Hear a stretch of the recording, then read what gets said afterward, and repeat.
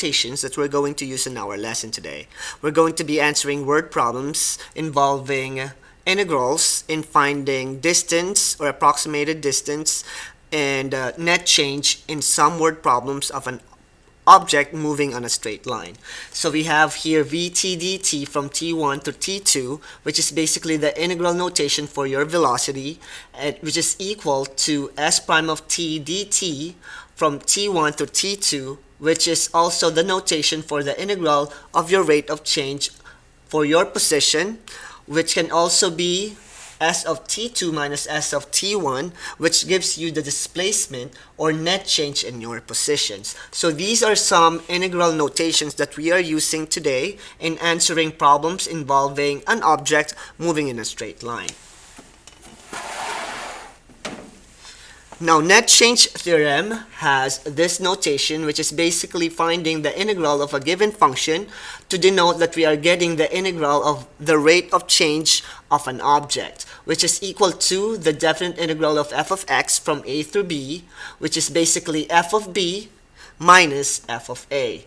And this this particular notation right here is the net change of a moving object in a straight line. Now, here are some notations that we will use in some word problems in the net change theorem for this lesson. So we have the rate of change in position given by vt dt from t1 to t2. We have the integral of vt dt from t1 to t2, which is also denoted for the rate of change of volume. And sometimes we use this type of notation, which is a of t dt from t1 to t2, which is the rate of change of your velocity. So this time we're going to be using velocity, or you will see velocity in our problems, and we're going to find its displacement, rate of change, and net change to some given problems. Let's have our first example. On our first example, there's a particle that moves along a line with velocity function vt equals t squared minus t, where v is measured in meters per second. Now, the first question is we need to find the displacement in meters by this particle. Now, to find the displacement of this moving particle in a straight line, all we need to do is to find the definite integral of the function vt dt from 0 to 5.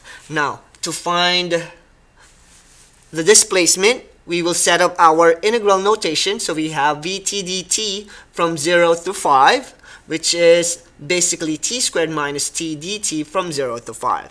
Now, to be able to evaluate this integral notation, you need to know how to perform definite integration, which means you need to find the integral of t squared minus t, which is t cubed minus all over 3 minus t squared all over 2 from 0 to 5. Now, to evaluate this definite integral, all you have to do is to substitute your upper limit to your function minus the lower limit substituted to your function. And if you perform your definite integral correctly, the displacement of this particular object moving in a straight line will be 175 all over 6 meters. And this is how we apply the definite integral in answering problems of some particle that's moving in a straight line. So this is your integral notation for displacement.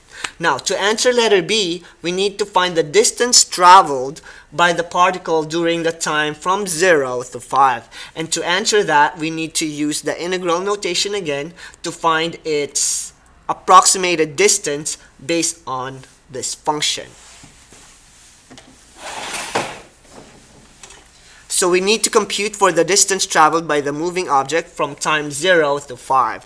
Now, before we can measure it, we need to use our sign chart. And to do that, we need to have our critical value for a function t squared minus t. So you just need to find vt equal to 0, or set your v of t function to 0 to find your critical value. So your critical values here will be t equal to 0 and t equal to 1.